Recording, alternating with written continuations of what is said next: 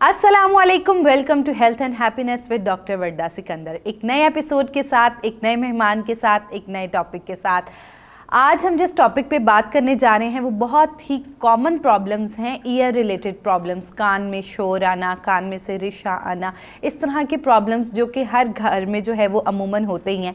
इस टॉपिक पे year disease पे बात करने के लिए हमारे फोरम पे आज मौजूद हैं डॉक्टर अली रज़ा, जो कि ENT हेल्थ केयर में अपनी सर्विसेज दे रही हैं। आइए इनसे जानते हैं ईयर डिजीज़ क्या होते हैं, इनके बढ़ने की वजह क्या है और किस तरह हम इन्हें ट्रीट कर सकते हैं। Welcome to the show, how are you? मैं ठीक हूँ, बिल्कुल, शुक्रिया आपका। अच्छा, सबसे पहले तो हमें बताएं कि ईयर डिजीज़ होता क्या है? ईयर डिजीज़ जैसा कि नाम से ही जाहिर है कि कान की बीमारियाँ। अब कान की बीमारियाँ, इसको हम डिवाइड करते हैं कान के एरिया के लिहाज से। कान के 3 हिस्से हैं, external, middle and inner ear. तो एक्सटर्नल ईयर की डिफरेंट डिजीज़ है, मिडल ईयर की डिफरेंट और इनर ईयर की डिफरेंट है। और एक और क्लासिफिकेशन है जिसमें हम इसको डिफ़ाइन करते हैं कि कान की अलामात क्या हैं बीमारियों की। तो जो बाहर वाले कान के हिस्से की डिजीज़ हैं वो most of the times pain के साथ प्रेजेंट कर रही होती हैं। दरमियानी कान के हिस्से की बीमारियां जो हैं वो ज़्यादातर उसमें समात के मसाइल होते हैं, और जो अंदरूनी कान के हिस्से की बीमारियां होती हैं उसमें समात और बैलेंस के मसाइल ज़्यादा आते हैं। ठीक हो गया। अच्छा, आजकल हम देख रहे हैं अमूमन मोस्टली ईयर डिजीज़ बहुत ज़्यादा बढ़ती जा रही हैं, मतलब यंगस्टर्स भी कंप्लेन कर रहे हैं जी कानों के दर्द होते हैं, तो इनकी एक्चुअली रीजंस क्या हैं? अच्छा, कानों का दर्द होना मोस्ट ऑफ द टाइम बाहर वाले कान के हिस्से की इन्फेक्शन की वजह से होता है। और इसमें जो सबसे बड़ी रीज़न होती है कोई कान में किसी चीज़ का मार लेना, कान में चाबी के साथ उसको साफ़ करने की कोशिश करना, या कि किसी भी तरीके से इंजर कर देना पेंसिल के ज़रिए। तो सबसे बड़ी वजह तो यही होती है कि आप कान की स्किन को ब्रीच करते हैं और वहाँ पे इन्फेक्शन हो जाती है। तो it's like a simple infection, उसको फिर हमें एंटीबायोटिक देनी होती है, उसके लिए देखना होता है। समटाइम्स कान के बाहर वाले हिस्से में कोई प्रॉब्लम नहीं होती जब हम उसे एग्जामिन करते हैं। क्योंकि जब पेशेंट हमारे पास आता है तो हम उसकी हिस्ट्री लेते हैं, एग्जामिनेशन करते हैं। तो समटाइम जो पेन है वो दरमियानी हिस्से की प्रॉब्लम की वजह से भी होती है कि उसके अंदर पानी का दबाव बढ़ जाना, या कि हवा का प्रेशर चेंज हो जाना, या कि कान के पर्दे की सोजिश हो जाना।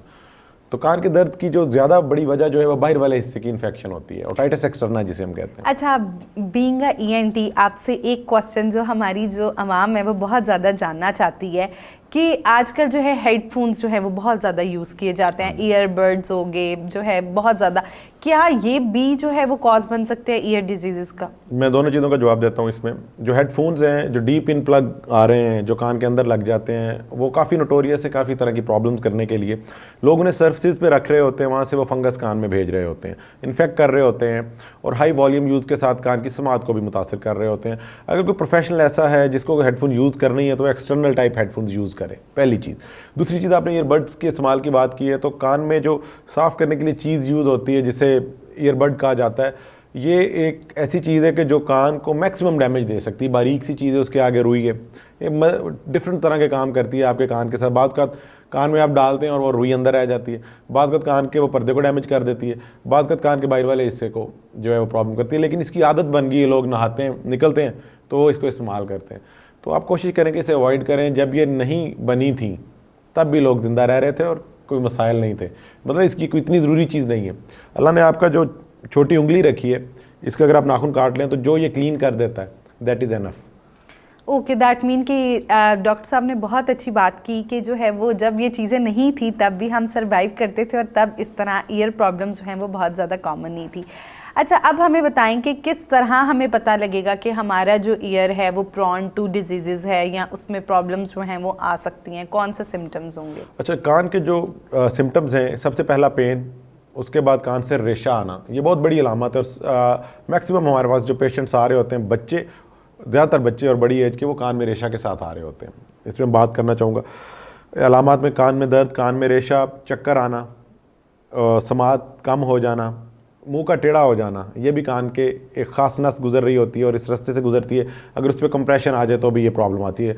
चक्कर, बैलेंस के मसाइल, कानों में शोर आना, घंटियों की आवाज़ें आना या किसी भी तरह का शोर आना, और कान में खारिश होना, और कान का बंद हो जाना, ब्लॉकेज। ये मुख्तलिफ है समात ना आने से, समात कम होने से। समात कम होने का मतलब है कि आप किसी से बात करते हैं, कम्युनिकेट नहीं कर पा रहे हैं।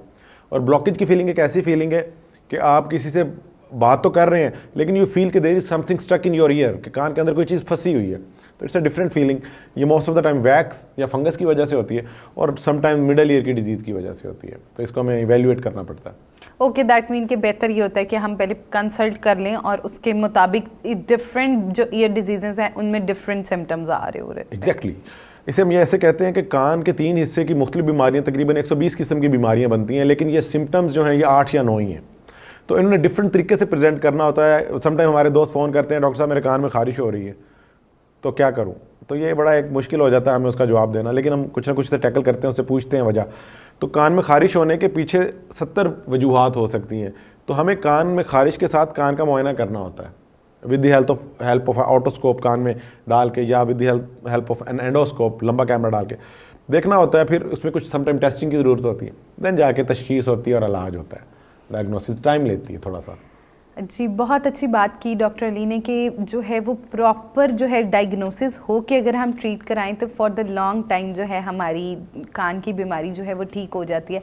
अच्छा, हम हमेशा कहते हैं कि prevention is better than cure, एहतियात इलाज से बहुत बेहतर है। तो ऐसी कौन सी जो है वो एहतियाती तदाबीर अगर हम अपना लें तो हम कानों की बीमारियों से बच सकते हैं? अच्छा, ये हम भी कहते हैं, मैं भी अपने पेशेंट्स को एडवोकेट करता हूँ कि आप अगर अपनी प्रिवेंशन कर लेते हैं तो इलाज से आप बच जाएंगे। इनफैक्ट अगर हम हेल्थ केयर सिस्टम को देखते हैं तो 4 तरह से इलाज किया जाता है, और पहला जो है वो प्रिवेंशन है, दैन फिर एक्यूट मैनेजमेंट है जब बीमारी हो जाती है, तीसरा फिर क्रॉनिक, और चौथा डिसेबिलिटी रिस्ट्रिक्शन है कि अब बचाना है जो बच गया। हम पहले पे रहते हैं प्रिवेंशन। कान की डिजीज़ में प्रिवेंशन सबसे बड़ी है, कोई भी चीज़ कान में मत मारें। सबसे बड़ा मैसेज ये है, कान में जब आप स्विमिंग करें तो ईयर प्लग्स का यूज़ करें ताकि कान के अंदर पानी ना जाए। और इसी तरह जैसे कान में कोई चीज़ नहीं मारनी है, नाक में भी आपने नहीं करना है, ठीक है ना। सबसे बड़ा यही वजूहात होती है कि लोग कान में किसी चीज़ को मारते हैं, कॉटन बड को या अपनी पेन उसको जो है चाबी को, उसकी वजह से प्रॉब्लम्स शुरू होना शुरू हो जाते हैं। तो अगर आप इससे बचेंगे कान में किसी भी चीज़ को मारने से, और तो आप ठीक रहेंगे, बेहतर रहेंगे। कान में किसी भी तरह का जो हेडफोन्स हैं उन्हें ज़्यादा देर के लिए भी इस्तेमाल ना करें। ये भी आज के दौर के लिए एक जो है गाइडलाइन है। अगर आपको या जॉब ऐसी है जिसमें आपको लंबा अरसे के लिए हेडफोन यूज़ करना तो एक्सटर्नल टाइप, जैसे पहले भी बताया। दैट मीन कि कॉटन बड्स जो हैं ये भी एक सेफ ऑप्शन नहीं है हमारे पास कान साफ करने की? No, not at all. Cotton bud होने ही नहीं चाहिए। ये हम बिल्कुल इन्हें डिस्करेज करते हैं। ये ना चाहिए हैं, ना घर में होने चाहिए, और ना ये फॉर सेल होने चाहिए। दे डैमेज योर ईयर। ओके, ये तो बड़ी जो है वो आपने पते की बात बताई, वरना कॉमनली बहुत ज़्यादा प्रैक्टिस है हमारे यहाँ के हम लोग जो है वो कॉटन बड्स जो हैं वो बहुत ज़्यादा इस्तेमाल कर रहे होते हैं कानों की सफाई के लिए। तो आज से जो है हम भी ये आदत छोड़ेंगे और आप भी जो है ये आदत ना अपनाएं। उसके बाद जो है टॉपिक बहुत इंटरेस्टिंग है, लेकिन हम जो है इस एपिसोड के इख्तिताम की तरफ जाते हैं। हमें बताएं कि अगर ईयर डिजीज़ हो जाती हैं तो उनका क्या ट्रीटमेंट होना चाहिए, और अगर वक्त पे जो है वो डॉक्टर को ना डायग्नोस किया जाए ईयर प्रॉब्लम्स के हवाले से तो ये कितना डेंजरस साबित हो सकता है? अच्छा, इसमें ऐसा है कि सबसे पहले तो कुछ ऐसी अलामात होती हैं जिनको आपने निगलेक्ट नहीं करना है। अगर मुंह टेढ़ा हो रहा है, खिंचाव आ रहा है एक तरफ कान की दर्द के साथ, तो ये साइन है कि अब इट्स टाइम कि आपने इमरजेंटली उसे जाना है। अचानक आवाज़ आना बंद हो जाना, ये एक ऐसा साइन है जिसमें आप लेट नहीं कर सकते हैं, ठीक है ना।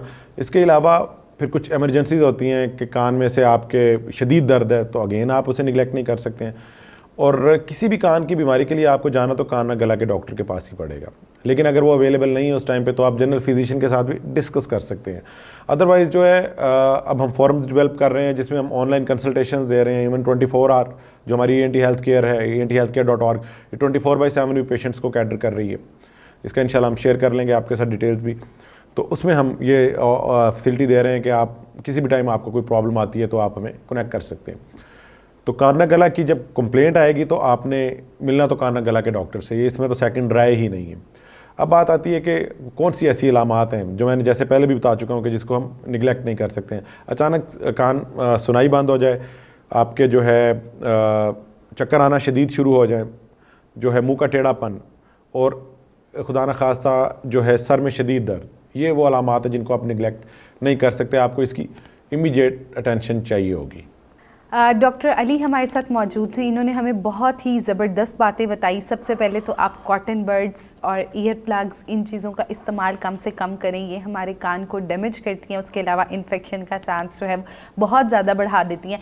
और अगर हम वक्त पे जो है कानों की प्रॉब्लम फेस कर रहे हैं, अगर डॉक्टर के पास नहीं जाएंगे, डॉक्टर से डायग्नोस नहीं करेंगे, तो ये अलामात बहुत ज़्यादा बढ़ जा सकती हैं और मुख्तलिफ एज़ाओं पे भी असर डाल सकती हैं।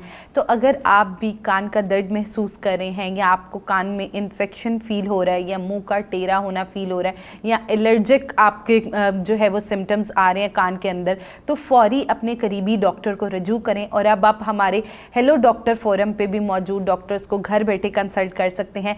So don't forget to share your feedback. मिलते हैं एक नए एपिसोड के साथ। अल्लाह हाफ़िज़।